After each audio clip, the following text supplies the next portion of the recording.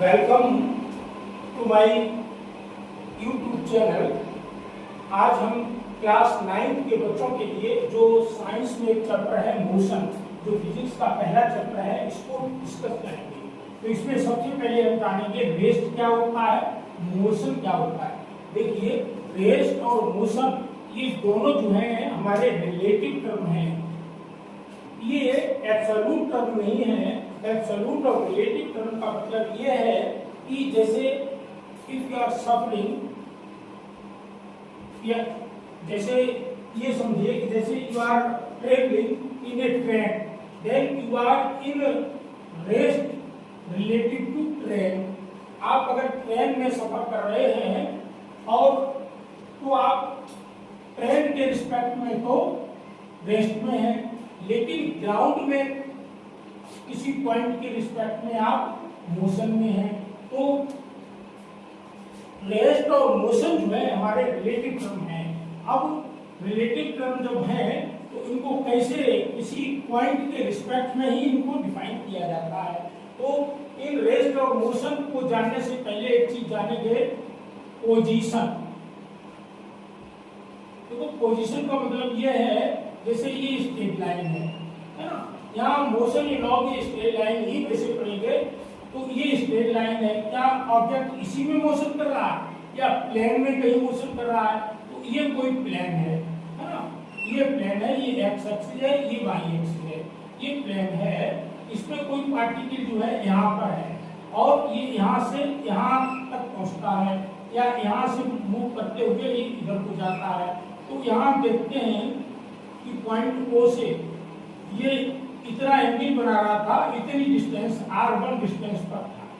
फिर थोड़ी देर बाद ये पार्टिकल एक पॉइंट से B तक पहुंच गया, है ना। तो इसकी पोजीशन जो है, ये एंगल अल्फा बना रहा था, ये एंगल बीटा बनाने लगा और इसकी डिस्टेंस r2 हो गई, ठीक है ना। तो इस तरह से ये यहाँ से यहाँ तक मूव कर रहा है, चल रहा है और समय हमारा पास हो रहा है। तो समय पास हो रहा हो, लगातार समय बीत रहा हो और पार्टिकल की किसी पर्टिकुलर पॉइंट के रिस्पेक्ट में पोजीशन चेंज हो रही हो। इसकी देखो पोजीशन इस पॉइंट के रिलेटिव में यहाँ थी, फिर इस पॉइंट के रिलेटिव में यहाँ हो गई। तो ये यहाँ पर जैसे ये पॉइंट जो है हमारा रेफरेंस पॉइंट कहलाता है। क्या कहलाता है? Reference point. हिंदी वाले बच्चे समझें, इसको हम निर्देश बिंदु कहते हैं हिंदी में। तो इसकी पोजीशन जो है यानी स्थिति जो है, पोजीशन को हिंदी में हम कहते हैं स्थिति। क्या कहते हैं? स्थिति। तो उसकी स्थिति जो है लगातार बदल रही है, टाइम भी पास हो रहा है, तो ये मोशन में कहलाता है। अगर टाइम पास हो रहा हो और लगातार टाइम के पास होने के साथ साथ किसी रेफरेंस पॉइंट, जिसको हम सराउंडिंग भी कह सकते हैं, के रिलेटिव में अगर पार्टिकल की पोजीशन चेंज ना हो रही हो तो वो रेस्ट में कहलाता है। तो इस तरह से हम रेस्ट या मोशन को कैसे डिफाइन करेंगे? If the position of any object with respect to a particular point is called reference point, is continuously changes as passes time, then it is called in motion, otherwise is called in rest। यानी किसी भी object की किसी विशिष्ट बिंदु, जिसको हम reference point कहते हैं, उसके रिलेटिव में पोजीशन चेंज हो रही है, स्थिति बदल रही है, तो वो हमारा मोशन में कहलाएगा, अदरवाइज ये रेस्ट में कहलाएगा। रेस्ट को हिंदी में हम विराम कहते हैं तथा मोशन को हम हिंदी में गति कहते हैं, ठीक है ना। रेस्ट और मोशन समझ में आ गया। अब समझिए, हम बताएंगे डिस्टेंस मतलब दूरी और विस्थापन। दूरी को अंग्रेजी में डिस्टेंस कहते हैं और विस्थापन को अंग्रेजी में हम डिस्प्लेसमेंट कहते हैं,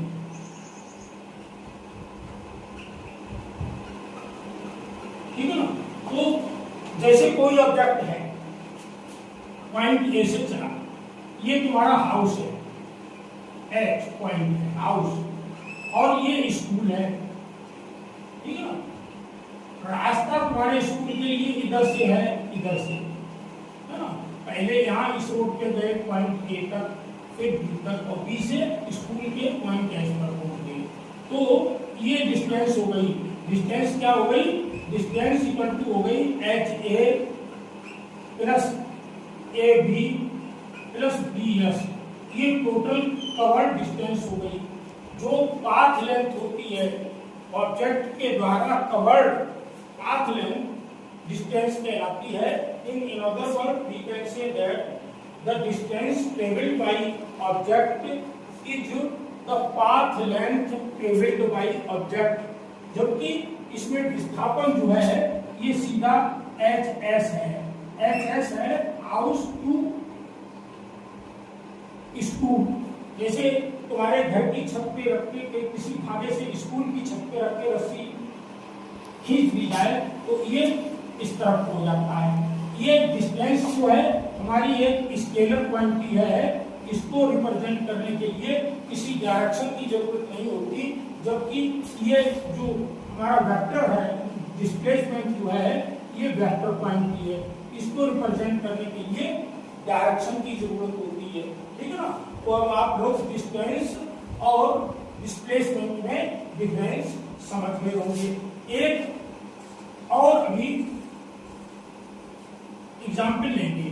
जैसे कोई पार्टिकल जो है सर्कुलर पाथ में रोटेट कर रहा है, सर्किल के अलोंग ये मूव कर रहा है, ठीक है ना, और ये इसका सेंटर है। पॉइंट ए से चलता है और डायमेट्रिकली अपोजिट साइड में पॉइंट बी तक आता है। तो इसके इधर से चल के यहाँ तक आया, तो इसके द्वारा ट्रेवल्ड डिस्टेंस कितनी हो गई? पाई आर। पाई आर पूरा सर्कमफ्रेंस होता है, ये आधा सर्कमफ्रेंस है, पॉइंट पी से होकर के आ रहा था, तो ये डिस्टेंस हो गई। बट डिस्प्लेसमेंट कितना होगा?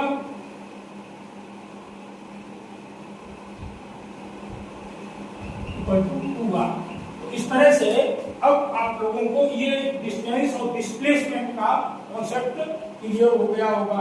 अब हम बताएंगे वेलोसिटी एंड स्पीड। तो देखो स्पीड क्या होता है? स्पीड इक्वल टू होता है डिस्टेंस अपॉन टाइम। जैसे कोई ऑब्जेक्ट जो है पर यूनिट टाइम में जो डिस्टेंस ट्रेवल करता है वो उसकी स्पीड कहलाती है। The distance travelled by object per unit time is called is speed. इसका एसआई यूनिट, इसका देखो मीटर होता है, इसका सेकंड होता है, तो यूनिट इसका मीटर पर सेकंड हो जाता है। और वेलोसिटी का भी यूनिट यही होता है। वेलोसिटी इक्वल टू होता है डिस्प्लेसमेंट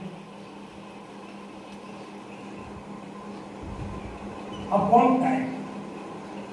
इसका यूनिट भी मीटर पर सेकंड होता है, ठीक है ना। लेकिन ये एक वेक्टर क्वांटिटी है, ये स्केलर है और ये वेक्टर है।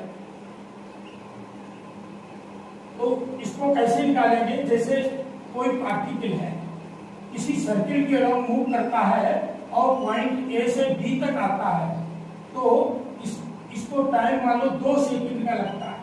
2 सेकंड का टाइम लगता है, तो इसकी वेलोसिटी कितनी हो गई? वेलोसिटी कितनी हो गई?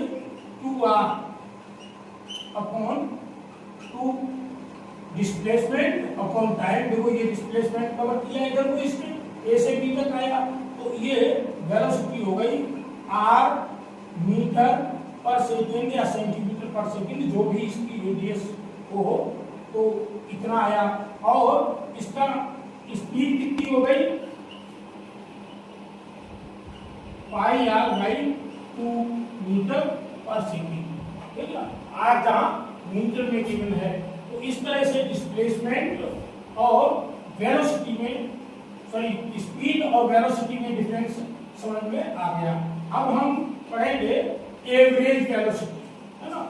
Average velocity, suppose that average speed या एवरेज वेलोसिटी, तो ऑब्जेक्ट जैसे जो है यहाँ से चला यहाँ तक आया, ये एवरेज ही मेजरमेंट होता है। और छोटी क्लास में आप पढ़ेंगे motion along a straight line, motion in a straight line. यहाँ motion in a straight line में वेलोसिटी और स्पीड एक ही चीज होगी। हाँ हेलो, हाँ तो बता रहे हैं motion in a straight line.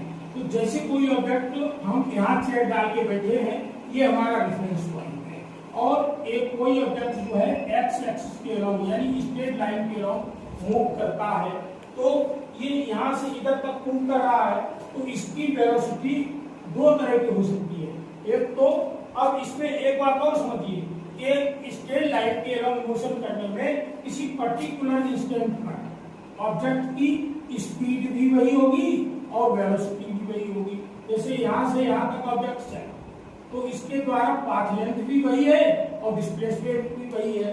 जब डिस्प्लेसमेंट वही है और पाथ लेंथ भी वही है, यानी डिस्टेंस और डिस्प्लेसमेंट सेम है, तो हमारी वेलोसिटी और स्पीड भी सेम होगी। तो यहाँ पॉइंट ओ से इधर को ऑब्जेक्ट चल रहा है, और अगर ऑब्जेक्ट यूक्ल इंटरवल ऑफ टाइम में समान समय अंतराल में समान विस्थापन तय करता है, यूक्ल डिस्प्लेसमेंट कवर करता है, तो उसकी गति एक समान गति कहलाती है। क्या समझे? हिंदी वाले बच्चे समझे कि अगर कोई ऑब्जेक्ट एक स्ट्रेट लाइन के अराउंड मूव कर रहा है, एक सरल रेखा के अनुदिश गति कर रहा है, और ये समान विस्थापन समान समय अंतराल में तय कर रहा है, तो उसकी गति जो है एक समान गति कहलाती है। एक समान गति को हम यूनिफॉर्म मोशन कहते हैं। क्या कहते हैं? Uniform motion. तो इसको अंग्रेजी में कैसे कहेंगे? इंग्लिश मीडियम के बच्चे समझें। If any object is moving along a straight line and it covers equal displacement in equal interval of time, then its motion is called uniform motion. If object covers unequal displacement in equal interval of time, then its motion is called non-uniform motion. है ना? यानी अगर किसी object की velocity जो है motion के during बदल नहीं रही है, चेंज नहीं हो रही है, एक कांस्टेंट वेलोसिटी से ऑब्जेक्ट मूव कर रहा है, तो उसकी मोशन यूनिफॉर्म मोशन कहलाती है। अदरवाइज ये नॉन यूनिफॉर्म मोशन कहलाती है, असमान गति कहलाती है। ठीक है ना? तो समान गति आप समझ गए।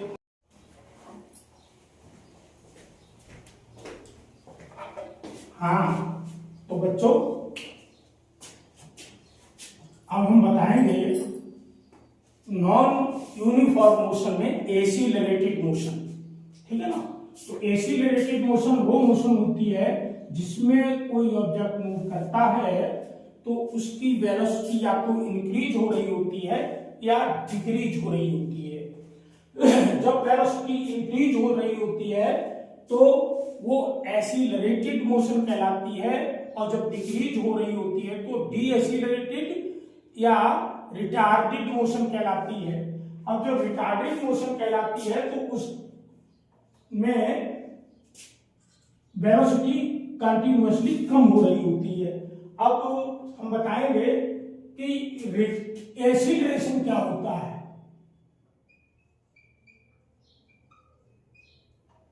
देखो एसिलरेशन जो है time rate of change of velocity of any object is called acceleration. If any object is moving with initial velocity u and its velocity increases in same magnitude in same interval of time, है ना, and it requires velocity v in time interval t, then its acceleration will be given by a equal to b minus u upon t, time rate of change of velocity। ये acceleration हो गया। इसका unit जो है SI unit metre per second होता है। ठीक है ना? इसका SI unit metre per second होता है। अब इसमें अगर वेलोसिटी कम हो रही है तो ए नेगेटिव होगा। ठीक है ना? क्या होगा? ए हमारा नेगेटिव होगा, और जब नेगेटिव होगा तो ये यही नेगेटिव एक्सीलरेशन जो है हमारा रिटार्डेशन कहलाता है। जैसे कोई ऑब्जेक्ट जो है 10 मीटर पर सेकंड से चल रहा है, कुछ टाइम बाद एक सेकंड बाद इसकी वेलोसिटी 5 मीटर पर सेकंड हो जाती है, तो इसमें a इक्वल टू होगा 5 minus 10 upon 1 equal to -5 metre per second square. इसकी यूनिट होती है मीटर पर सेकंड स्क्वायर होती है। हम मीटर पर सेकंड बता गए थे, वो वेलोसिटी होती है, वो गलत बता गए थे, ठीक है ना। तो ये -5 मीटर पर सेकंड स्क्वायर इसकी यूनिट होती है। तो ये जो है -5 मीटर पर सेकंड स्क्वायर जो है इसका एक्सीलरेशन है, लेकिन इसका रिटार्डेशन a डैश लिखेंगे। ये 5 मीटर पर सेकंड स्क्वायर है। रिटार्डेशन कितना है? 5 metre per second square. Acceleration कितना है? -5 मीटर पर सेकंड स्क्वायर। यानी निगेटिव एक्सीलरेशन ही रिटार्डेशन कहलाता है।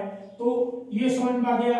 अब जैसे कोई ऑब्जेक्ट जो है उसकी वेलोसिटी सेम मैग्नीट्यूड में सेम टाइम में अगर चेंज हो तो उसकी मोशन जो है यूनिफॉर्मली एक्सीलरेटेड मोशन कहलाती है। और यहाँ हम पढ़ेंगे यूनिफॉर्मली एक्सीलरेटेड मोशन के ही बारे में, नॉन यूनिफॉर्म एक्सीलरेटेड की मोशन के बारे में नहीं पढ़ेंगे, ठीक है ना।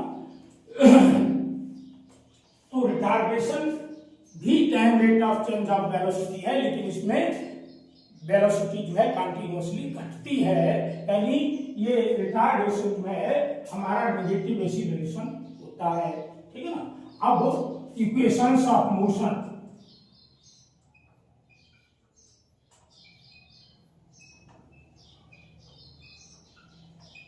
इन्हें हिंदी में हम गति के समीकरण कहते हैं। तो देखिए, let any object is moving along a straight line and it starts to move with initial velocity u and uniform acceleration a, and it covers displacement s in time interval t and requires velocity v. Then according to definition a equal to क्या होगी?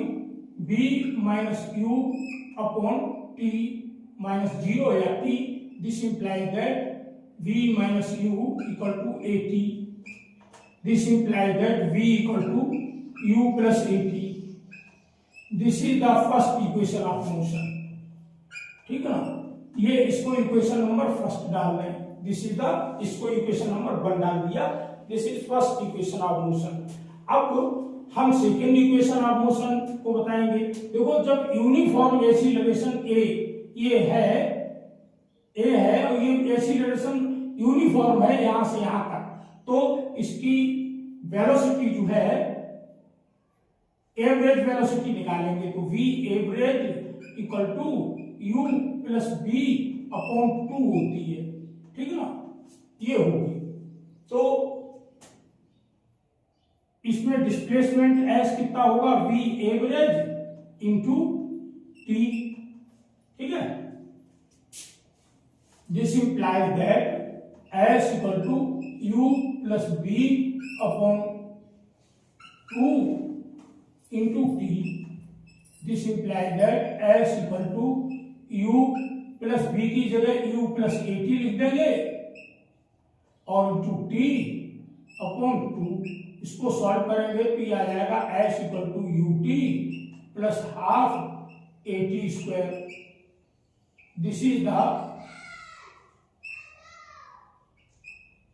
Second equation of motion. और इस equation को हम second number डाल देंगे, ठीक है ना। तो ये रिलेशन जो v equal to u plus at है, ये हमारा वेलोसिटी टाइम रिलेशन कहलाता है। ये डिस्प्लेसमेंट और टाइम रिलेशन कहलाता है। u और a इसमें कांस्टेंट है। अब तीसरा है वेलोसिटी डिस्प्लेसमेंट रिलेशन बताएंगे। तो वेलोसिटी डिस्प्लेसमेंट रिलेशन हम कैसे ड्राइव करेंगे? तो वो इसमें जो हमने इक्वेशन फर्स्ट दिया था वो क्या था? u b plus u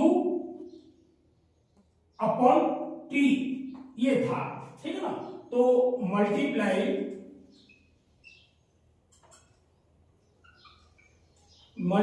by multiplying equation first and second, we get क्या होगा, a into S equal to क्या हो जाएगा, v plus u upon 2 into v, पहले a की वैल्यू रखो, v plus u upon 2 into t, this imply that 2as equal to v square minus u square. This implies that v square equal to u square plus 2as. ये आ जाएगा solve करने पर. This is the third equation of motion. ये हमारा क्या है, ये हमारा क्या है, वेलोसिटी और डिस्प्लेसमेंट रिलेशन आया. तो इस तरह से हमने जनरल मेथड से तीनों इक्वेशंस ऑफ मोशन को ड्राइव किया है. अब हम इनको, अब ग्राफ के बारे में हम बताएंगे आप लोगों को कि कोई बॉडी अगर रेस्ट में है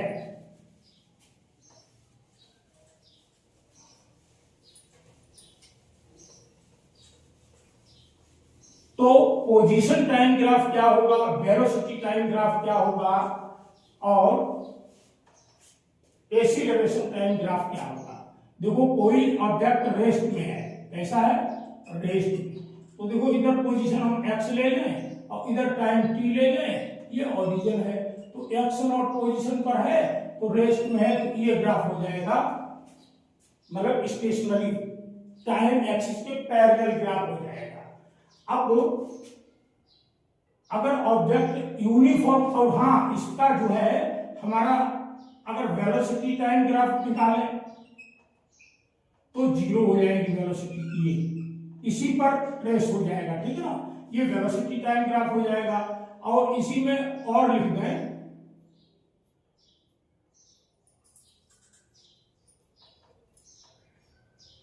और a, तो वो भी इधर इधर कोई हो जाएगा, वेलोसिटी भी जीरो होगी और एक्सीलरेशन भी जीरो होगा जो बॉडी रेस्ट में है उसका.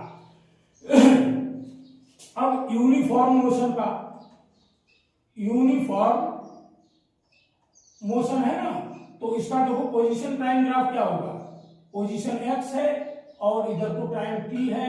देखो ये x नॉट है तो ये बदलेगी, इधर को ये ग्राफ होगा पोजीशन टाइम ग्राफ. और वेलोसिटी टाइम ग्राफ क्या होगा, ये पोजीशन टाइम यानी xt ग्राफ, ये xt ग्राफ है. अच्छा, अब देखो वेलोसिटी और टाइम ग्राफ. अब जैसे इनिशियल वेलोसिटी जो है हमारी, मान लो u है, तो ये वेलोसिटी यही आएगी. यूनिफॉर्म मोशन में वेलोसिटी चेंज नहीं होगी. और इसमें एक्सीलरेशन टाइम ग्राफ कैसा होगा, a है इधर, इधर देखो t है, तो ये जीरो होगा एक्सीलरेशन. जो वेलोसिटी यूनिफॉर्म है तो time rate of change of velocity zero होगा. तो इस तरह का ग्राफ जो है वो जीरो हो जाएगा, टाइम एक्सिस को कोइंसाइड करेगा ग्राफ. ठीक है ना. अब हम बात करते हैं यूनिफॉर्मली एक्सीलरेटेड मोशन की.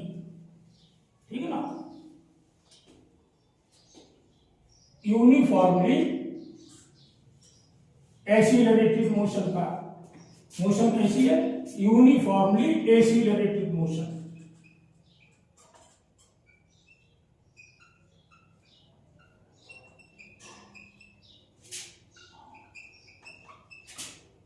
Uniformly accelerated motion. देखो यहां पर ऊपर को a है ना, और इधर देखो टाइम t है, और ये a नॉट कुछ a फिक्स एक्सीलरेशन है नॉट, तो ये तो कांस्टेंट टाइम के साथ रहेगा. तो इसके लिए वेलोसिटी टाइम ग्राफ क्या होगा, देखो वेलोसिटी, अब वेलोसिटी इधर देखो t है, ये o है, तो देखो अगर u वेलोसिटी थी इनिशियली तो ये ग्राफ होगा. ठीक है ना, स्ट्रेट लाइन होगा. और इसकी एक्सीलरेशन इसमें a निकालेंगे तो स्लोप ऑफ a भी होगा क्या, स्लोप ऑफ ए बी, ये होता है। और इसमें अगर हम डिस्प्लेसमेंट इन टाइम टी निकालेंगे, है ना, तो यहां से परपेंडिकुलर ड्रॉ कर देंगे और इस ट्रेपेजियम ओ ए, इसको पॉइंट टू बी, चाहे बी ही ले लें इसी को, है ना, बी एम, इस ट्रेपेजियम का एरिया निकाल लेंगे तो डिस्प्लेसमेंट इससे निकल आता है। ठीक है ना। अब इतना जानने के बाद हम इसका पोजीशन टाइम ग्राफ जानेंगे। तो देखो टाइम पोजीशन एक्स, तो ये समझिए अगर इनिशियल वेलोसिटी u से चल रहा है, सॉरी यहाँ एक्स नॉट है, तो यहां पर अगर इनिशियल वेलोसिटी 0 है तो इस पर हमारा ग्राफ जो है यहाँ इस टेंजेंट पर होगा। और अगर इनिशियल वेलोसिटी पॉजिटिव है तो इस तरह का इस पर टेंजेंट सुपरपोज होगा ग्राफ, और नेगेटिव है तो इस तरह का आएगा, नेगेटिव है तो इस तरह से ग्राफ जाएगा। तो हम यहाँ u पॉजिटिव ले लेते हैं, u की स्मॉल वैल्यू पॉजिटिव ले लेते हैं, तो ग्राफ इस तरह का होगा। ठीक है ना। तो ये पोजीशन टाइम ग्राफ किसका हुआ, यूनिफॉर्मली एसिलरेटेड मोशन का। इसी तरह से रिटार्डेड मोशन का भी हो जाएगा, तो वो ग्राफ नीचे को चलने लगेगा। u की वैल्यू जैसे पॉजिटिव होगी तो ग्राफ ऐसे चलेगा, u की वैल्यू भी नेगेटिव होगी तो ग्राफ ऐसे चलेगा। तो इसमें पोजीशन जो है पहले बढ़ेगी फिर घटेगी, इस तरह से पोजीशन टाइम ग्राफ हो जाएगा। और वेलोसिटी टाइम ग्राफ, वेलोसिटी घटती रहेगी, यानी जैसे वेलोसिटी है ये इस तरह का ग्राफ हो जाएगा। ठीक है ना। वेलोसिटी घटेगी तो यूनिफॉर्मली एसिलरेटेड मोशन के लिए भी ग्राफ समझ आ गया। अब हम equations of motion graphically method से डिस्कस करेंगे, है ना। तो इक्वेशंस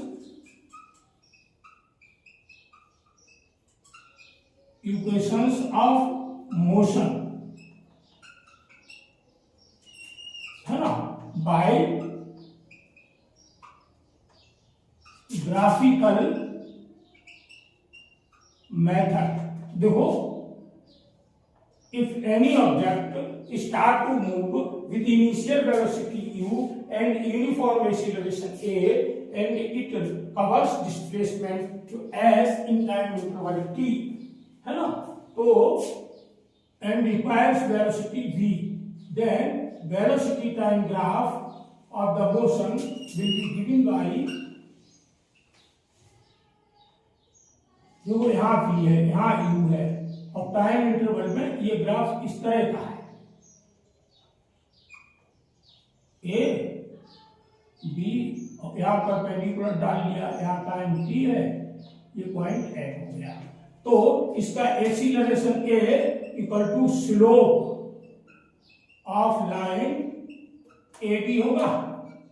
अब यहाँ पे और एक ए एस परपेंडिकुलर ड्रॉ कर लो, तो ये B S upon A S हो जाएगा। और बी एस कितना है, ये पूरा v है, इतना u है, तो ये v minus you upon A S की जगह ओ एम हो जाएगा, है ना। तो इसको t लिख दिया, है ना, लिख दो since A S equal to O M equal to t। ठीक है ना।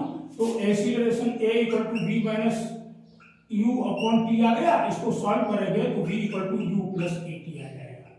ठीक है ना।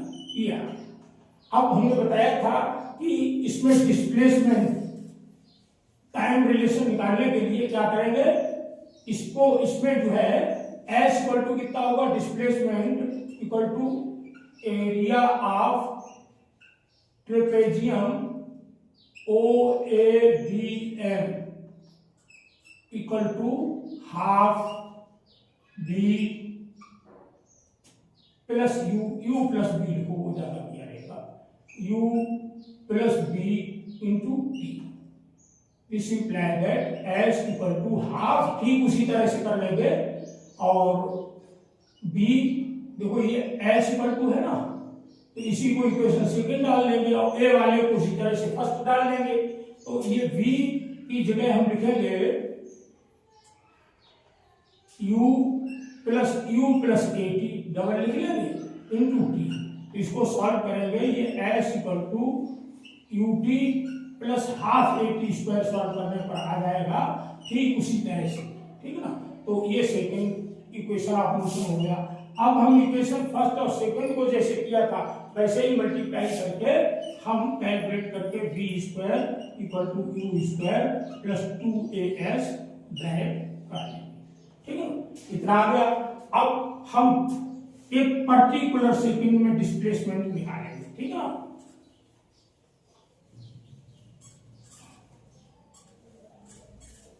पार्टिकुलर सेकंड में कैसे निकालेंगे, जैसे n सेकंड में कोई ऑब्जेक्ट चल चुका है कुछ डिस्टेंस, है ना, जैसे यहां से चलता है o से, n-1 सेकंड में ये s(n-1) चल चुका है और n सेकंड में s(n) डिस्टेंस चल चुका है, एक सेकंड में ये इतनी चला है ना। तो इसको s(n) सेकंड में कवर डिस्प्लेसमेंट ये हमको निकालना है ना, इसमें ए पी तक ये निकालना हमको s(n). तो क्या होगा, ये s(n) इक्वल टू होगा s(n minus s(n-1). This implies that s(n) equal to un plus half an square और माइनस un-1। अब इसको मिटाई देते हैं, प्लस हाफ an-1 का whole square. This implies that s(n) equal to un plus half an square minus un minus u minus half an square minus 2n plus 1। This implies that s(n) equal to un कट जाएगा, un plus half an square minus un plus u plus half a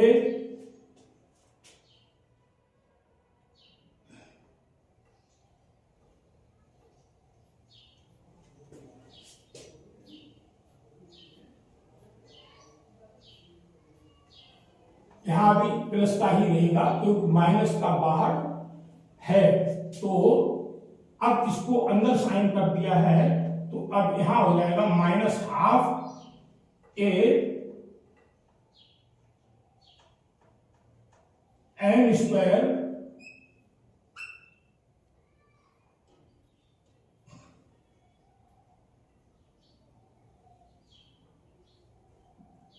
plus half ए और 2n minus 1।